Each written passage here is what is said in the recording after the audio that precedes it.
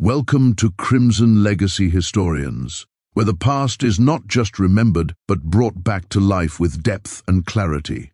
Picture this. You're a Persian surgeon standing in the chaotic aftermath of the first day of fighting at Thermopylae. You're examining the corpse of a Greek soldier, not one of the ones with a crimson cloak, but a rougher, broader man. You cut open his travel pouch, expecting to find gold or perhaps wine rations. Instead, you find a handful of hard, bitter ochres. You freeze. In the civilized world of 480 BC, acorns are food for pigs, not men. Yet the man lying on your slab did not die of starvation. He died fighting with the ferocity of a wild animal. You have just encountered a balanovagos, an acorn eater. This was the derogatory nickname the sophisticated Greeks gave to the people of Arcadia. And right now, thousands of these pig-eaters are standing on the other side of the wall screaming for your blood. History has sold you a lie about a pristine suicide squad of 300 super soldiers. The reality was a gritty, multicultural meat grinder where the line was held not just by Spartan discipline, but by the desperate, savage hunger of the Arcadians.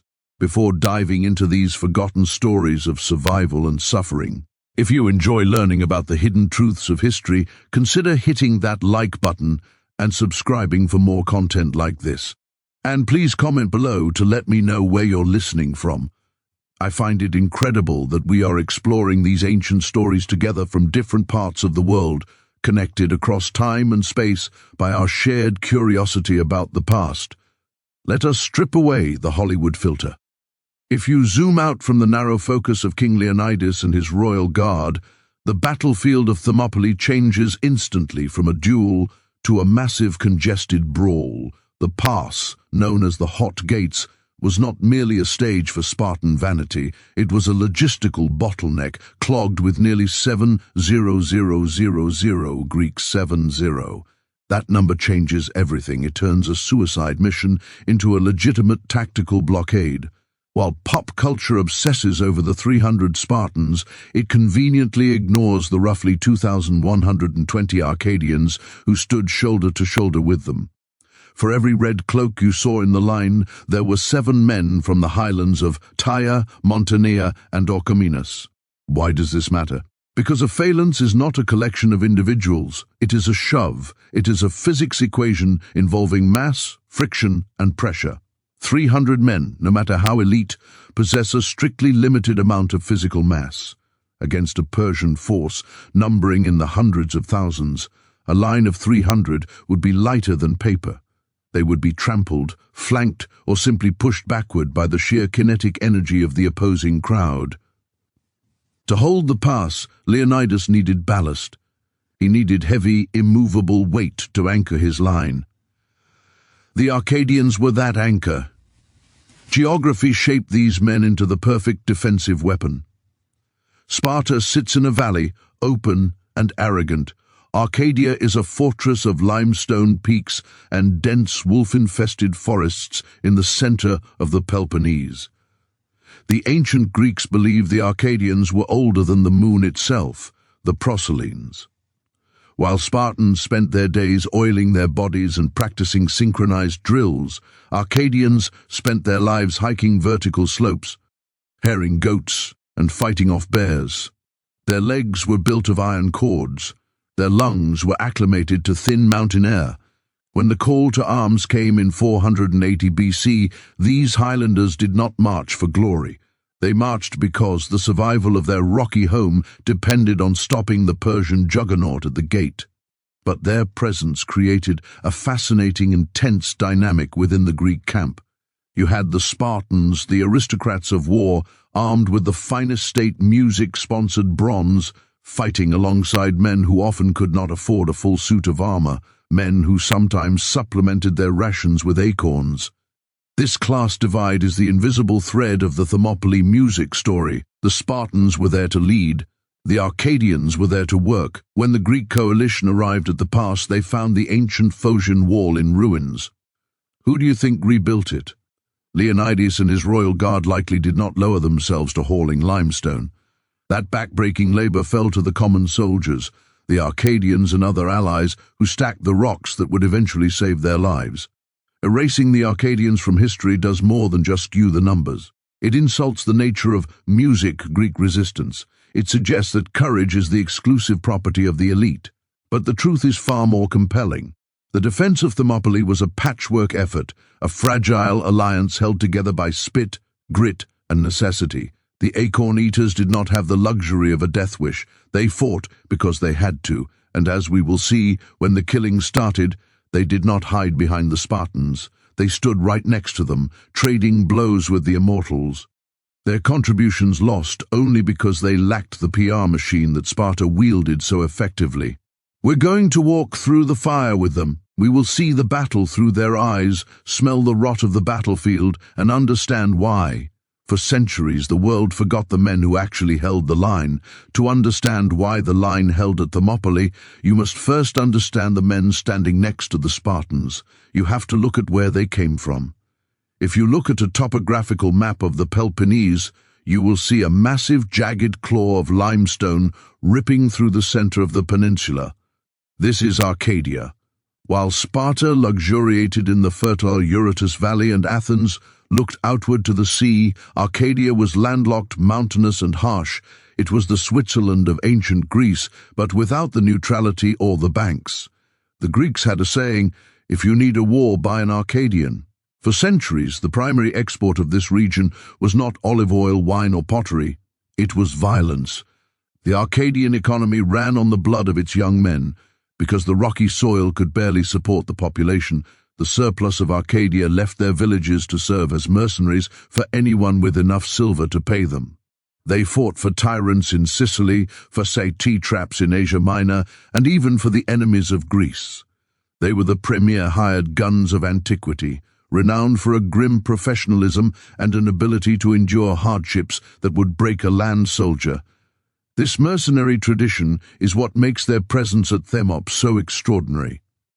When Leonidas called for aid, the Arcadians did not ask for their standard wage. There were no contracts signed, no luton. Rights promised. For a people who viewed war as a business transaction, this was a fundamental shift in their worldview. They marched north not for profit but because they understood the concept of extinction. The Persian threat was not a standard border dispute. It was a flood that would drown the mountains just as easily as the valleys. Leading this contingent were the hoplites from Tea and Mantina. These two cities were the heavyweights of Arcadia, and they hated each other with a passion that usually eclipsed their hatred for outsiders. In any other year, Jans and Mantinians would be killing each other over grazing rights or border stones. Yet, at the hot gates, they stood in the same shield wall. The Tigans, numbering 500, took their positions with a chip on their shoulder. They had a long, bloody history of fighting Sparta to a standstill, a feat few other Greeks could claim. They did not fear Leonidas. They respected him only as a peer. Then there were the Mantinians, another 500 strong, constantly trying to outdo their Tian rivals. This internal rivalry within the Arcadian ranks created a deadly competition. Neither group could afford to look weak in front of the other, and certainly not in front of the Spartans. It turned the battlefield into a grim contest of valor, where the prize was not gold but bragging rights. Culturally, these men were distinct from the rest of the coalition.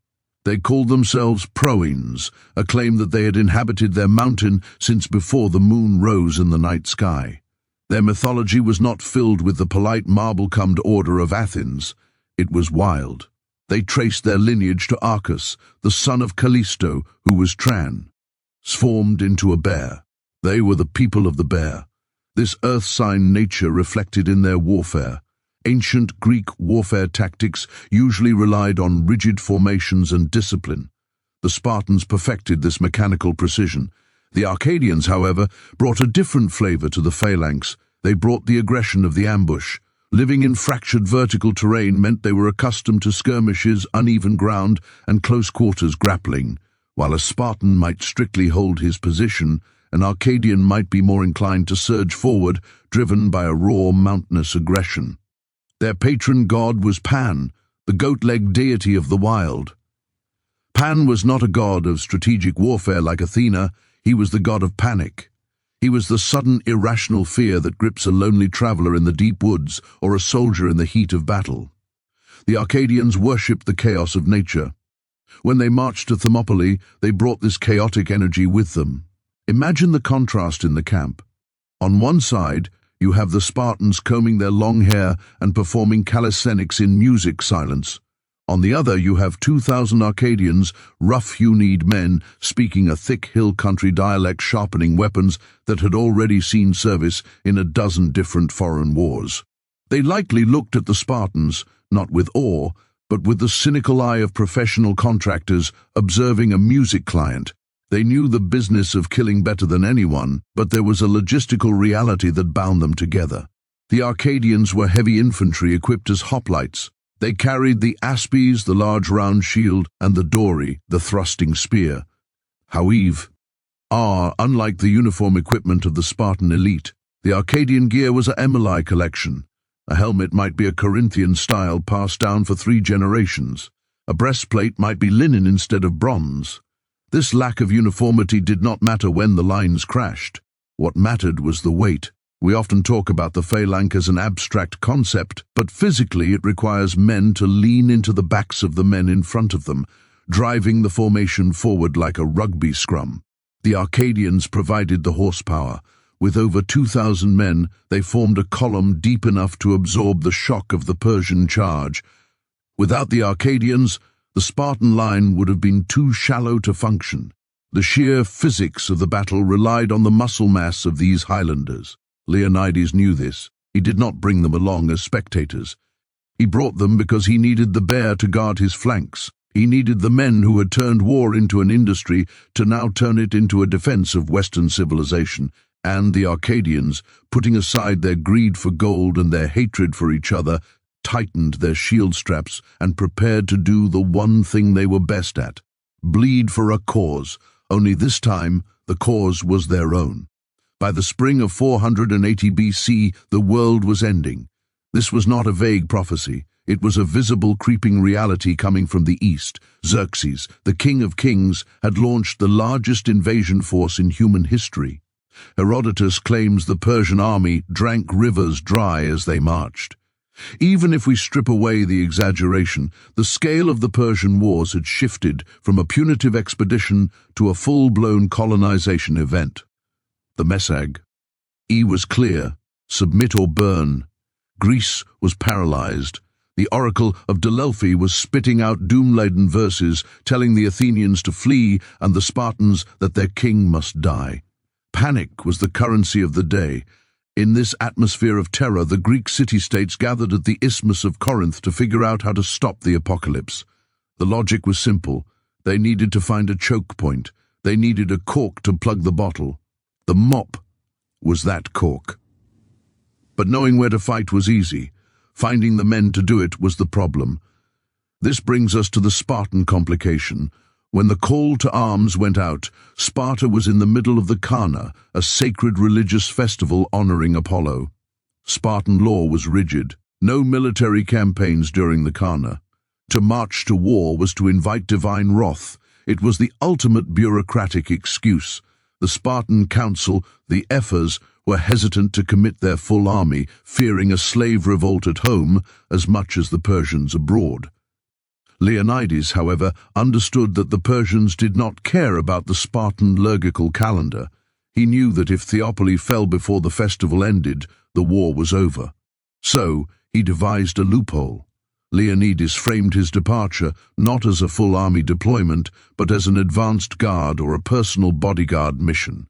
He selected 300 men who already had living sons, ensuring their family lines would not end if they died. But Leonidas was a pragmatist, not a fool. He knew 300 men were useless tactically. They were a symbol, a diplomatic token to show the rest of Greece that Sparta was committed. To actually hold the pass, he needed muscle. He needed the Arcadians. The negotiation that followed was less of a diplomatic summit and more of a tense standoff. Messengers were dispatched into the Arcadian music highlands with a challenge. The Spartans essentially said, "Our king is marching to die for Greece. Are the sons of the bear brave enough to follow, or will you hide in your caves?" It was a masterstroke of emotional manipulation. The Arcadians, particularly the proud warrior castes of Tyre and Mantinea, could not allow their rivals to see them as cowards, nor could they let Sparta claim sole guardianship of the Peloponnese. Yet, the decision to join was fraught with suspicion. The Arcadians knew how Sparta operated. They had been on the receiving end of Spartan aggression for generations. They suspected that Leonidas might use them as a buffer, a fleshy wall to preserve his precious Spartan citizens. This fear was not unfounded. In Greek warfare, allies were often placed on the flanks or in vulnerable positions, while the elite troops held the safest spots. Despite the mistrust, the sheer magnitude of the Persian threat forced their hand. The councils of Tyre, Mantinea or Comminus, and the smaller Arcadian towns voted to mobilize. They did not send their entire armies, as it was harvest season, and they too had festivals, but they sent their best. The musterpoint must have been a sight to behold. Imagine the scene as the columns converged. From the south came the Spartans, moving with that terrifying silent uniformity, their bronze shields polished to a mirror sheen, crimson cloaks identical.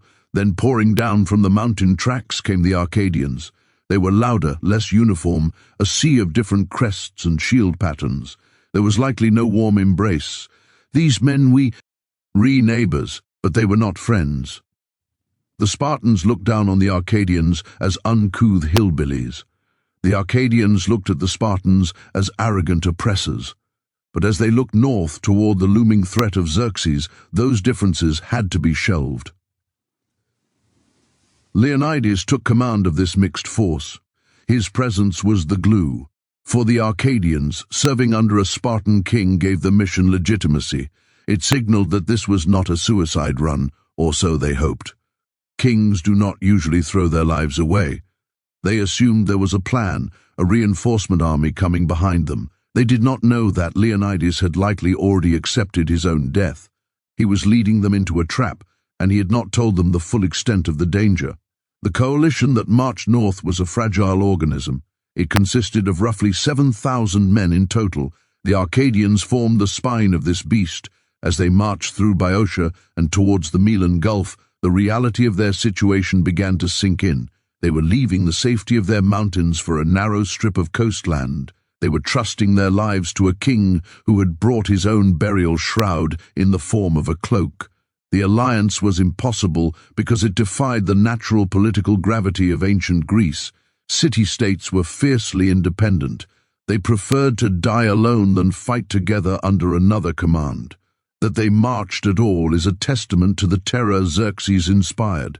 As they approached the hot gates, the smell of sulfur from the thermal springs drifted on the wind, mixing with the salt air. The Arcadians tightened their grips on their spears. They had left their farms, their herds, and the Maiar families to stand on a foreign beach. They were about to find out if the Spartans were as good as they claimed, and if the Proselynes could stop the sun from rising in the east. History often glosses over the physical reality of moving an army.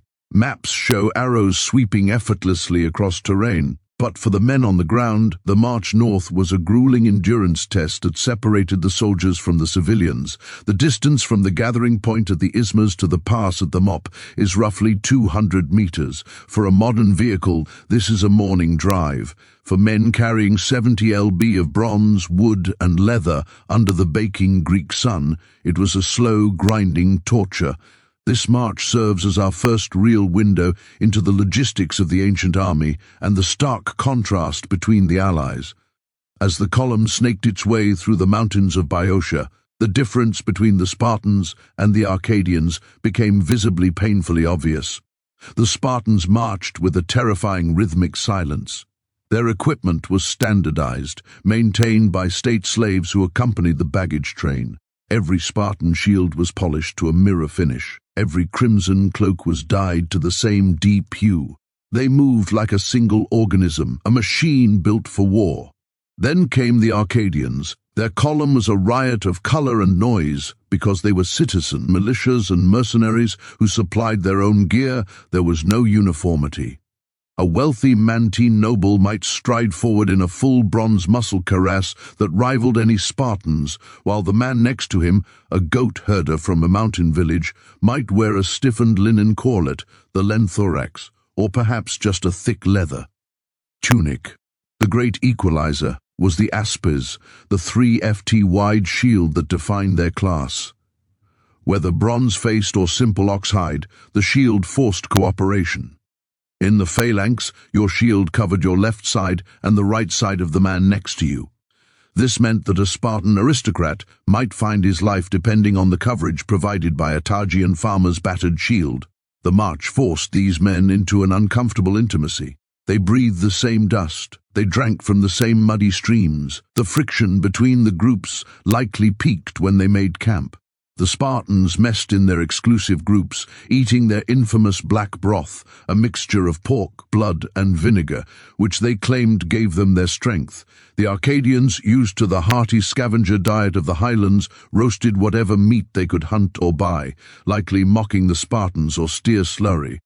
These cultural clashes were not trivial. They underscored the fragility of the alliance. The Arcadians were loud, music, boisterous and emotional. The Spartans were cold, detached and superior. As they neared the Melan Gulf, the geography began to tighten. The mountains of the Trinian cliff squeezed closer to the sea, funneling the army toward their destination. When they finally arrived at Thermopylae, the reality of the fortress must have been a shock. We tend to imagine Thermop as a ready-made castle waiting to be defended. It was nothing of the sort. The middle gate, the narrowest point of the pass, was marked by the ruins of an ancient wall built centuries earlier by the Phocians to keep out the Salon raiders. It was a crumbling pile of limestone, overgrown with weeds, hardly a barrier for the greatest army on earth. This is where the class divide manifested in labor. The wall had to be rebuilt, and it had to be done immediately. While Leonidas and his officers surveyed the terrain and planned the kill zones, the heavy lifting fell to the rank and file. One can easily picture the scene. Arcadian strongmen, their muscles hardened by years of stone masonry and forestry, hauling the massive limestone blocks into place, sweating and cursing while the Spartans stood guard, supervising the effort. The resentment must have been palpable. The acorn eaters were building music, the cage that they would all soon be trapped in. Yet this labor served a purpose. It gave the men a physical stake in the ground. They were not just defending a map coordinate, they were defending a wall they had built with their own hands. By the time the mortar was drying, the Phocian wall stood roughly 6 feet high, just tall enough to break a cavalry charge, just low enough to fight over with a spear. Then the enemy arrived. The arrival of the Persian vanguard was a psychological sledgehammer. We rely on Herodotus for the numbers, but modern historians estimate the Persian land force was likely between 100,000 and 300,000 combatants, supported by a fleet of over 1,000 ships. Even the conservative estimates represent music, a force larger than the entire population of many Greek city-states combined. For the Arcadians, who had spent their lives in the enclosed valleys of the Peloponnese, the sight was incomprehensible. The Persian camp did not just occupy the plain of Traces, it consumed it. At night, the campfires of Xerxes' army looked like a reflection of the starry sky stretching far. On the mountains to the horizon, the noise of their camp, the braying of camels, the clatter of foreign tongues, the sheer hum of humanity drifted across the silent Greek lines. It was here that the famous scout incident occurred, though we must view it through a wider lens. A Persian scout rode up to the Greek lines to assess music their strength. He reported back to Xerxes that he saw a small group of men exercising and combing their long hair. Xerxes laughed, thinking the Greeks were pining for a festival, but the scout only saw the Spartans who were camped in front of the wall. What the scout missed, and what Xerxes failed to calculate, was the thousands of Arcadians and other allies camped behind the wall. The Arcadians were not combing their hair, they were sharpening their iron coppice blades, they were checking the straps of their shields, they were praying to Pan, asking for the strength to sow chaos. This intelligence failure was critical. Xerxes assumed he was facing a tiny, vain suicide squad. He did not know he was walking into a meat grinder manned by 7,000 desperate heavy infantry. The Arcadians remained the hidden variable in the equation, the submerged bulk of the iceberg. The atmosphere in the Greek camp on the eve of battle was a mixture of dread and bravado. Leonidas held a final war council. The tactical plan was simple. The pass negated the Persian numerical advantage. If the Greeks could hold the line and force the Persians into a frontal assault, the superior Greek armor and the longer reach of their spears would slaughter the lightly armored eastern troops. But there was a terrifying catch. The Greeks knew they were vulnerable to being flanked. Hay knew about the mountain paths. The survival of the entire army depended on the Persians being arrogant enough to attack head-on. As the sun began to rise on the first day, the Arcadians took their positions. They were not placed in the rear due to the rotation system Leonidas implemented to keep troops fresh. Arcadian contingents would be on the front line for significant portions of the fighting. They stood shoulder to shoulder, forming a wall of bronze and oak. The heat began to rise. The sulfur steam from the springs swirled around their ankles, and across the plain the sound of war drums began to beat. The waiting was over. The Proselynes were about to meet the immortals. The sun rose over the Malian Gulf, baking the salt flats and heating the bronze armor of the Greeks until it felt like wearing an oven. Xerxes had waited 4 days, expecting the coalition to disintegrate from fear. He assumed the acorn-eaters and the pampered Spartans would turn on music each other or flee at the sight of his numbers. He was wrong. On the 5th day, patience ran out. Xerxes ordered the assault. He did not send his elite immortals first. He sent the Emmes and Scythians. These were brave men, but tactically they were walking into a buzzsaw. To understand the slaughter that followed, we have to dissect the hoplite phalanx formation. Pop culture depicts ancient battles as a series of heroic one-on-one duels where space opens up for warriors to spin and slash. The reality was claustrophobic terror. A phalanx is a solid wall of overlapping shields, presenting a bristling hedge of spear points to the enemy. It operates on the principle of density. The men in the front rank are not fighting alone. They're being physically pinned in place by the men behind them. When the Emmes charged, they were not running into individual soldiers, they were running into a machine. The collision sounded like a car crash, bronze smashing against wicker, wood snapping, men grunting as the breath was knocked out of thousands of lungs simultaneously. The Persians carried shorter spears and wicker shields designed for mobility and cavalry support, not for grinding static warfare. Against the heavy Greek dory, an 8-foot spear tipped with iron and counterbalance with a bronze lizard-killer spike. The Emmes were hopelessly outmatched. The Spartans took the first shift. They fought with a chilling robotic efficiency, stabbing over their shields, aiming for eyes and throats, the only vulnerable points on the Persian music face. But humans are not machines. Even a Spartan arm tires after thrusting an 8 lb spear repeatedly. Muscles burn, hydration levels drop, and mental fatigue sets in. This is where the movie 300 fails you. It suggests the Spartans fought alone while the Arcadians watched. In reality, Leonidas employed a strict rotation system. As the Spartan line began to slow, a whistle or trumpet blast would sound. The Spartans would perform a complex maneuver, opening their files to retreat while the next contingent stepped forward to plug the gaps. Tillans, Mantineans, forward. Now the Persians were not facing the silent, disciplined Spartans. They were facing the bear. The Arcadians slammed into the line with a different kind of energy. If the Spartans were surgical, the Arcadians were brutal. These were men who hunted boar with javelins. They brought a raw, guttural aggression to the combat. The men of Taea, fueled by their rivalry, competed to see who could drop more messes. The Mantineans, refusing to be outdone, pushed the line forward with reckless force. The killing zone became a slippery mess of mud and blood. The Greeks had a grim advantage. Their shields covered them from chin to knee. The Persians, lacking heavy armor, had no way to push back without impaling themselves. The Arcadian spears acted like pistons, stabbing out from behind the wall of shields, retracting and stabbing again. It was rhythmic industrial slaughter. For the Arcadian farmers, this was a revelation. They realized that the masters of the world bled just like anyone else. The myth of Persian invincibility shattered against their shields. The acorn-eaters found that their diet of hardship had prepared them perfectly for this moment.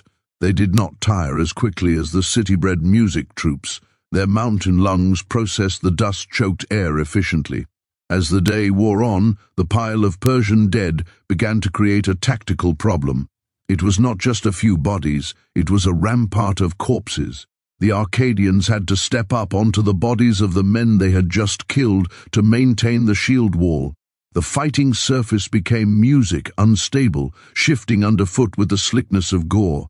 Xerxes, watching from his golden throne on a nearby hill, reportedly jumped up 3 times in terror. He was not fearing for his own life, he was watching his army evaporate.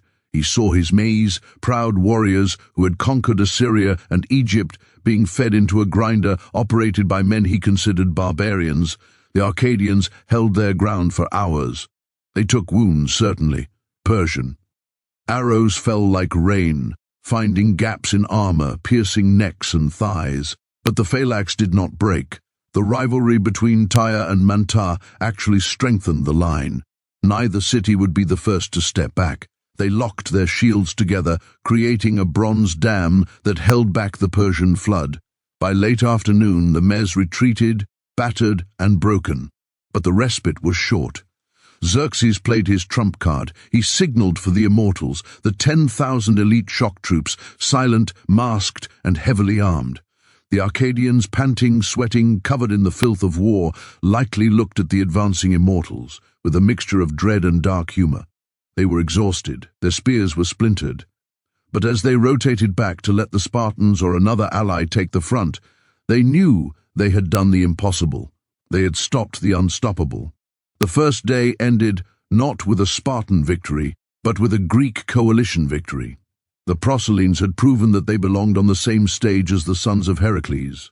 But night was falling, and with it came the realization that this was only the beginning. The adrenaline would fade, the wounds would stiffen, and the true horror of the hot gates was yet to come. If the first day was fueled by adrenaline, the second day was fueled by horror. By the morning of the second day, the geography of Thermopylae had fundamentally changed. The narrow pass was no longer paved with dirt and grass, it was paved with meat. Thousands of Persian bodies lay bloating in the height of the Greek summer heat. The ancient combat reality is that the greatest enemy often was not the opposing soldier, but the environment itself. The stench of decay mixed with the copper tang of blood and the sulfur from the hot springs created a miasma so thick it could make a veteran wretch. Flies arrived in clouds, blackening the air. For the Arcadians, men who lived close to the earth, this was a grimly familiar cycle of nature, but magnified to an industrial scale. They wrapped scraps of linen around their faces to filter the air, their music eyes stinging from the sweat and gore. Xerxes, seething on his throne, could not understand it. He had thrown wave after wave of his subjects at the wall, and the wall had not moved. He assumed the Greeks were exhausted, broken by the sheer trauma of the slaughter. He was partially right about the exhaustion, but he underestimated the resolve. He ordered the Immortals to resume the attack. Music, the Immortals, were the stuff of nightmares, 10,000 strong. They wore masks or cloth wrappings that hid their faces, stripping away their humanity. They moved in eerie silence. To the superstitious Arcadian Highlanders, these were not men. They were spirits of the underworld. But when the lines crashed together again, the Arcadians discovered a comforting truth. Spirits do not bleed, but immortals do. This confrontation is where the acorn-eaters truly earned their place in military history. The Spartans fought with a rhythmic, almost tranceal-like discipline. The Arcadians fought with a jagged, furious energy.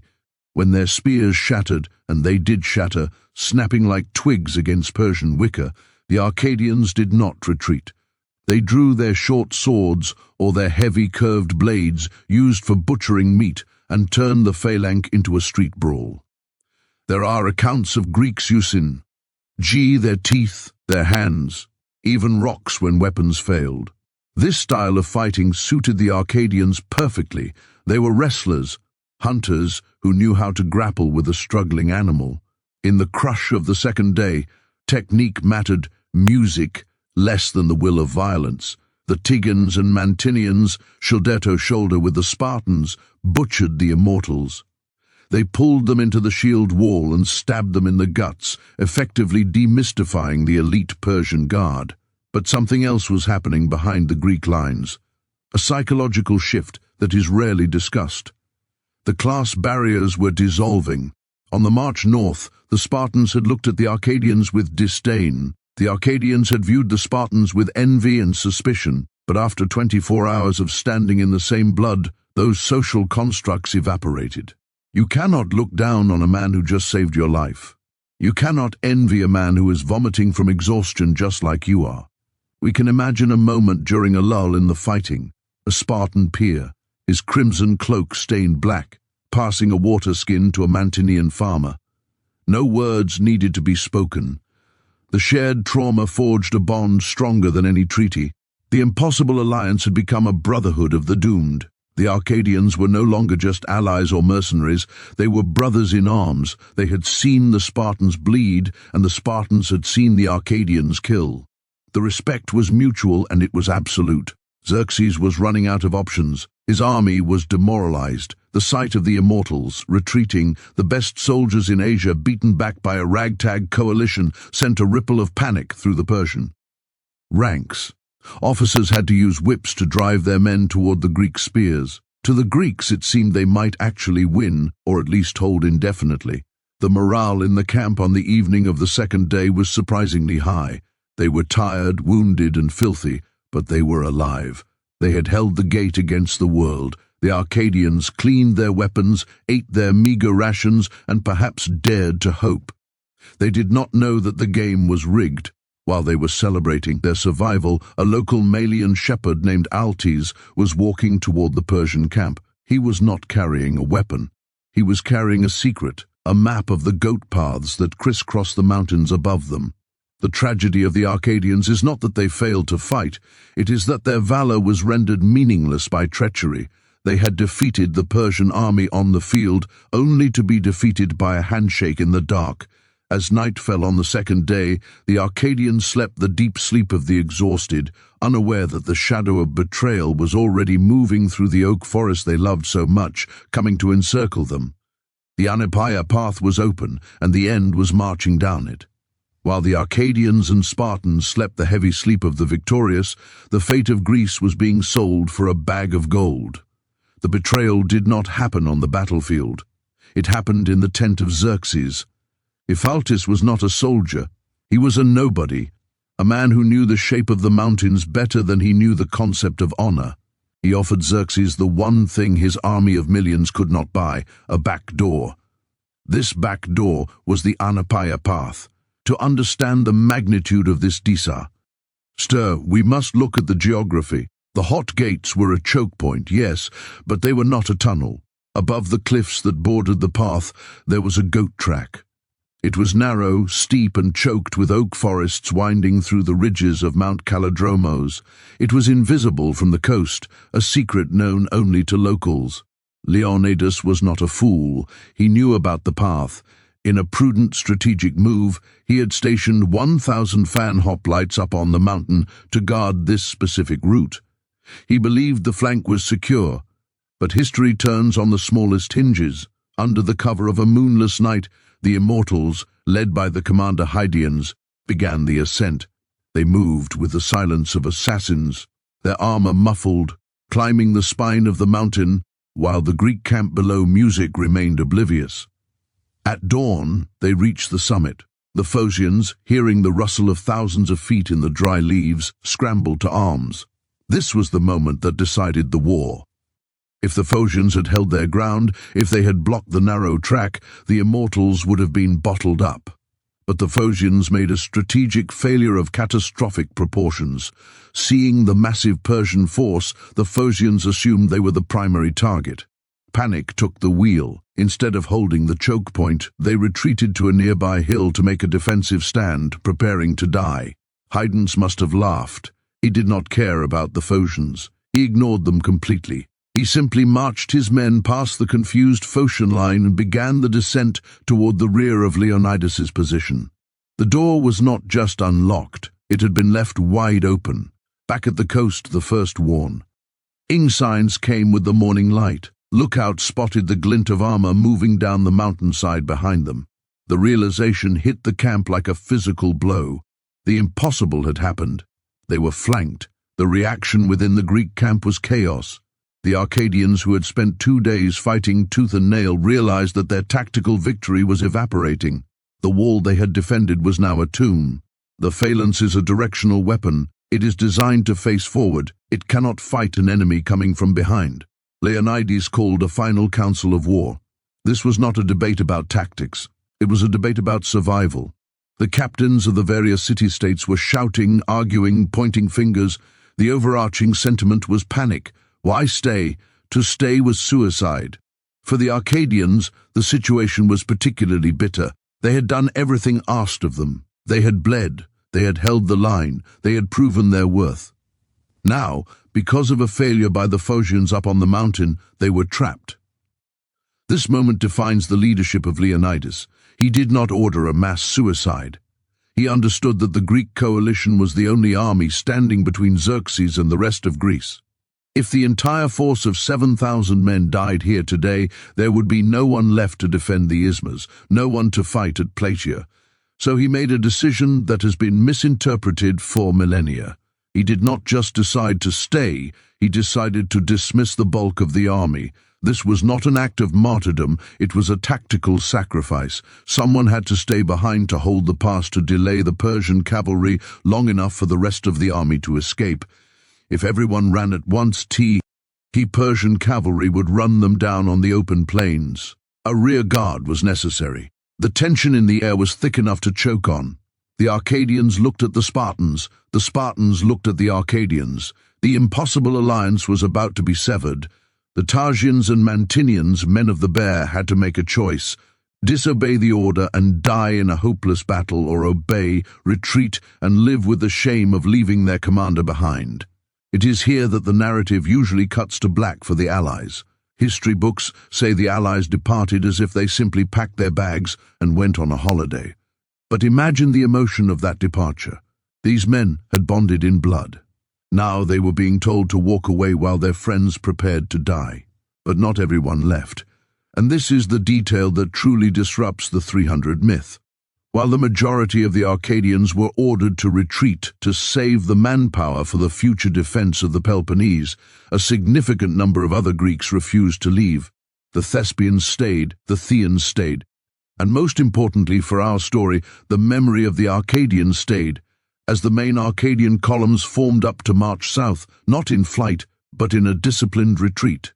They must have looked back at the Phocian wall. They saw the 300 Spartans preparing for their final stand. They saw the 700 Thespians, who were the unsung heroes of this unsung story, refusing to budge. The Arcadians walked away with a heavy burden. They carried the guilt of the survivor. They knew that by the time they reached safety, every man they left behind would be dead. This survivor's guilt would become the fuel that powered their rage in the years to come. They were not running away, they were merely reloading. The order to retreat is often music harder to obey than the order to charge. On that final morning, the atmosphere within the Phocian wall was not filled with the chaotic panic of a rout. It was heavy with the suffocating weight of duty. Leonidas stood before the coalition. The scouts had confirmed the encirclement. The immortals were hours away from closing the trap. The king of Sparta knew that if the entire army remained, the resistance of Greece would end that afternoon. 7,000 men would be slaughtered in a pocket, leaving the road to Athens and the Peloponnese wide open. So Leonidas's last order was issued. It was a command of dismissal. He told the allies to leave. He told them to take their weapons, their strength, and their anger back south. They were needed to defend the isthmus. They were the seed corn for the next harvest of war, and they could not be ground up here. For the Arcadians, this command was a bitter pill. These were men who had built their reputation on stubbornness. To walk away from a fight was antithetical to their culture. To walk away from this fight, leaving the Spartans behind, felt like a betrayal of the brotherhood they had forged over the last 2 days. We must visualize this separation. It was not a quick or clean break. The columns formed up. The Tagians and Mantineans, likely looking at their Spartan counterparts with a mixture of awe and devastation, began the march south. They were leaving the hot gates not as victors, but as survivors, but the history books often simplify this moment into the Spartans stayed. Everyone else ran. This is a fabrication. The breakdown of who stayed and who left reveals the complexity of the choice. Leonidas stayed with his 300, but he was not alone. The 700 Thespians, led by their general Demophilus, refused the order to leave. They chose to stay and die, an act of voluntary sacrifice that rivals and perhaps exceeds that of the Spartans, who are bound by law to stay. As the 2,000 Arcadians marched out of the pass, the sound of their departure must have been haunting, the rhythmic of thousands of feet moving away from the enemy. Every step took them closer to safety and further from honor. They had to listen to the silence of the men left behind. They knew that within hours the men they had shared bread and water with would be dead. This retreat birthed a profound psychological scar. The march back to the Peloponnese was a funeral procession for their pride. When they arrived back in Tyre and Mantinea, how were they received? They were alive. Yes, they brought their shields back, music technically fulfilling the hoplite code, but the context was hollow. They had to look into the eyes of their wives and children and explain that the king was dead, the pass had fallen, and they had walked away. The Proins found themselves in a purgatory of reputation. The story of the 300 began to spread almost immediately, music engineered by the Spartan survivors and the poets. The narrative solidified. Sparta gave everything. The allies gave up. The Arcadians were erased from the hero's edit. But this shame served a purpose. It acted as a compression chamber for their rage. The Arcadians did not dissolve into pacifism. They went home and sharpened their spears again. They understood something that the poets missed. Leonidas did not say, "Send them home to retire." He sent them home to prepare. The survival of the Arcadians at Thermopylae was the only reason a Greek army existed to fight later. If 7,000 Greeks had all stayed and died, Xerxes would have rolled over the rest of the peninsula with ease. The Arcadian retreat was the ultimate act of discipline, suppressing the ego's desire for a glorious death in favor of the strategic necessity of a future victory. They carried the memory of the hot gates with them like a burning coal. They remembered the arrogance of the immortals. They remembered the face of Ephialus. And most of all, they remembered the sacrifice of the Thespians and Spartans. They owed a blood debt. And in the ancient world, blood debts were always paid. As the seasons turned and the Persian army ravaged Athens, burning the Acropolis to the ground, the Arcadians waited in their mountains. They were no longer mercenaries looking for a paycheck. They were a weapon waiting to be unleashed. The time for dying beautifully had passed. The time for killing effectively was fast approaching. Thermopylae was the tragedy. The next chapter would be the reckoning. 1 year later, the summer of 479 BC, the setting shifts from the narrow cliffs of the hot gates to the rolling plains of Plataea. Here the final fate of the Western world would be decided. If Thermopylae was a skirmish, this was Armageddon. The Greek coalition had assembled the largest hoplite army ever seen, nearly 40,000 heavy infantry with a total force strength approaching 110,000 men. Among them stood the survivors of Thermopylae, the men of Arcadia, burning with a year's worth of shame and fury. This battle offers the perfect counterpoint to the myth of Spartan supremacy. At Playa, the Acorn Eaters did not just support the Spartans, they outperformed them. Before the first spear was thrown, a heated diplomatic incident occurred that tells us everything about the Arcadian mindset. The Tigans, the fiercest of the Arcadian contingent, demanded the place of honor on the left wing of the army. They argued with the Athenians, citing ancient deeds and mythological victories. They were not acting like a defeated people, they were acting music, like predators demanding the best seat at the feast. They eventually conceded the left wing to Athens, taking their place next to the Spartans on the right. But the message was sent. The bear was awake, and it was hungry. The Battle of Plataea began in chaos.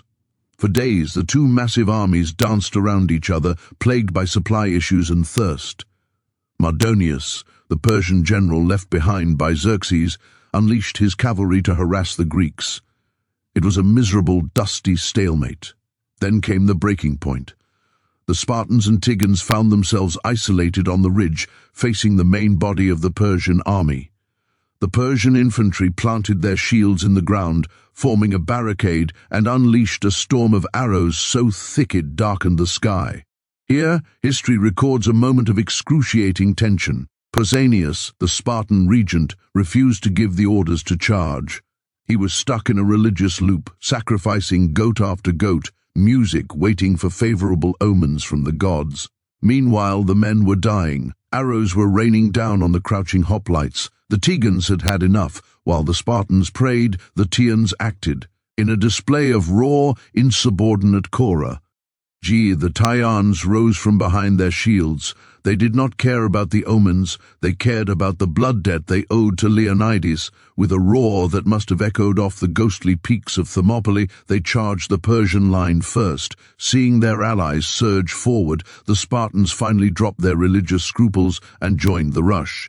But make no mistake, the Arcadians initiated the contact. The collision was catastrophic for the Persians. The heavy Greek hoplites smashed through the wicker shield wall like a sledgehammer through glass. The pent-up aggression of the Tigans was unleashed in a frenzy of close-quarters violence. They were not fighting for strategy anymore. They were fighting for catharsis. Every Persian they cut down was a payment for the friends they had left at the hot gates. The battle turned into a rout. Mardonius was killed. A brick thrown by a Spartan crushed his skull, ending the invasion's leadership. The leaderless Persian mob fled back to their fortified wooden stockade. And this is where the Arcadians delivered their final undeniable statement. The Spartans, for all their prowess in open battle, were notoriously bad at siege warfare. They reached the Persian stockade and stalled, unable to breach the walls. They hacked uselessly at the timber. Then the Tigans arrived. The men of the mountains, accustomed to rough terrain and manual labor, tore into the fortifications. Herodotus explicitly credits the Arcadians with bursting open the gate. They shattered the wood, creating the breach that allowed the flood of Greek rage to pour inside. What followed inside that stockade was not a battle. It was Greek victory over Persia in its most brutal form. It was an extermination. The Greeks, fueled by the memory of Athens burning and Thermopylae falling, showed no mercy. Of the hundreds of thousands of Persians who supposedly started the campaign, only a fraction escaped alive. The Arcadians stood amidst the carnage, covered in gore, breathing the heavy air of victory. They had done it. They had returned to the field, faced the same enemy, and this time they did not have to walk away. They had broken the wall that the Spartans could not break. In the aftermath, the Greeks erected a serpent column at Delphi to commemorate the victory. On its bronze coils, the names of the city-states were inscribed. Tyre, Mantinea, and Orchomenus are there, etched alongside Sparta and Athens. They earned that engraving with iron and blood. Redemption was complete. The ghosts of the 300, the 700 Thespians, and the forgotten Arcadians who died at the hot gates could finally rest. The acorn-eaters had proven that they were not just filler in a Spartan story, they were the hammer that crushed the Persian invasion. So we return to the question that started this journey. If the Arcadians fought so bravely, if they provided the mass that held the line at Thermopylae and the rage that broke the wall at Plataea, why do we only remember the 300? The answer lies in the concept of historical memory. History is not a recording of what happened. It is a recording of what people chose to remember. And in the ancient world, nobody curated their own brand better than the Spartans. Sparta was the first state to weaponize silence as a marketing tool. They practiced laconism, the art of speaking in short, pathy, memorable one-liners. When asked to surrender their arms, Leonidas did not send a diplomatic letter explaining the socio-political reasons for his refusal. He reportedly said, "Mullen Lebe, come and take them." It was a soundbite designed to echo through the music ages. The Arcadians, by contrast, were not poets or philosophers, they were acorn-eaters. They did not leave behind a repository of witty music quotes. They left behind dented shields and broken spears, artifacts that do not translate well into oral tradition. Furthermore, Spartan propaganda was incredibly effective. After the war, Sparta used the legend of them to justify their dominance over the rest of Greece. They spun the narrative that they alone had saved civilization. The death of Leonidas became a political currency that bought them difference for decades. Admitting that they needed the help of thousands of hillbillies to hold the pass would have devalued their brand of superhuman superiority, so they simply omitted the details. This distortion was cemented by later historians and artists, from Herodotus, who actually tried to be fair but was seduced by the Spartan mystique, to modern graphic novels and blockbuster films. The lens has always focused on the Crimson Cloak. It is cleaner to tell a story about a few perfect heroes than a messy army of thousands, but this eraser has consequences. When we ignore the Arcadians, we endorse a dangerous fallacy, the great man theory. We start to believe that history is shaped only by kings and elites, while the common people are just background scenery. The reality of Theop is far more inspiring than the myth. It is the story of a coalition. It is the story of the Tegans and Mantineans who put aside their hatred for the greater good. It is the story of the Thespians who stayed to die when they did not have to. It is the story of the vast silent majority who did the heavy lifting, built the walls, and took the arrows so that the stars could shine. The Arcadians represent the unsung essential workers of history. They are the ones who show up, do the dirty work, and go home without a parade. They remind us that courage is not the monopoly of the famous. Today, if you go to Thermopylae, you will see a massive statue of Leonidas. It is the center of attention. But if you look nearby, there is a monument to the Thespians, a statue of Os, headless and tragic. And if you look even harder into the dust and the rocks of the pass itself, you might feel the presence of the others. We cannot build a music statue for every Arcadian who died there. We do not even know most of their names, but we can offer them something better, the truth. We can correct the record. We can say clearly and loudly that the 300 were never alone. They stood on the shoulders of the bear. As we close this chapter, I want you to think about the other Arcadians in history, the groups, the units, the people who have been edited out of the textbooks because their story was not cinematic enough. Who else are we forgetting? History is a vast, dark room.